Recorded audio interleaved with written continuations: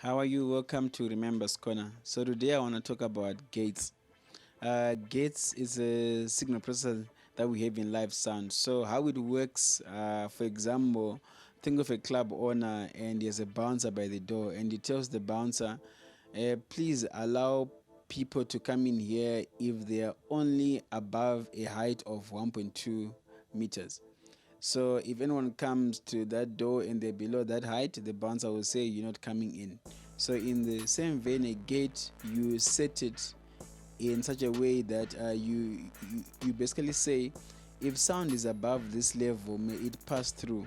If sound is below that level, may it not pass through. May you keep the gate closed. May the door be closed. May there be no sound. So how I used to use a gate, for example, was on a sound system like the main PA. I would put a gate just in between the mixer or my final processor and the speakers. So if no one was saying anything on a microphone or no music was playing and everything was quiet on stage, the speakers would be like silent, quiet, nothing would be happening.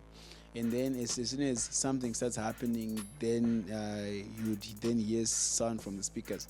So in that way, the gate would just help to minimize noise flow levels from everything before the amplifiers. So also a gate as well, the way it is used is it also helps to minimize feedback as well. Like I remember years ago, I think it's like maybe 15 years ago, I did an event. It was with some Chinese kids, and these kids were doing some theater performance on stage in, and they were doing them in different sections.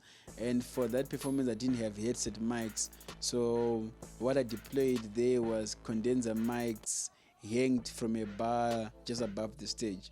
So by employing a gate to those microphones, um, only when the kids were under that particular mic, when they spoke, the mic also knew that the gate I placed on that mic also knew that if the level is above this level, I should let the sound pass through from that mic. So with that, now I didn't have to be like moving faders up and down.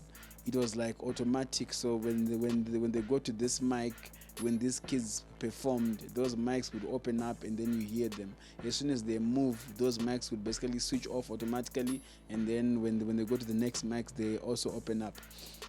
But now like that particular scenario, there are better tools, like something called dendugen, which we shall talk about another time, you know.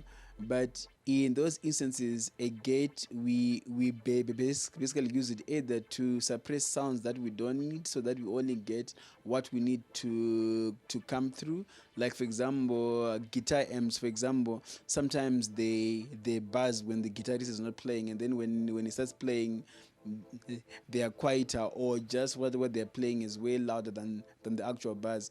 So in those instances, like for example, you've got the lead singer, he's saying something sweet, you don't want this bzzz sound in the background, so you can then also apply a gate on that channel for the guitar, so that when he's not playing, that sound from the amp gets cut out.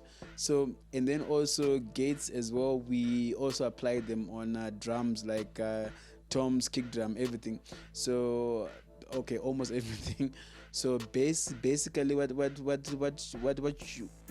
you seek to achieve from them there is when someone hits or someone kicks the kick drum, like toof toof, sometimes for you to get the nice tone that you want from the kick, you might need to take up your gain a certain way, and sometimes when you have your gain set up a certain way and someone kicks that kick drum, you might have a decay of the kick drum sound, like it's a doo doo. So when you just want it to be tighter, you just want that attack on the kick drum, they first hit that attack.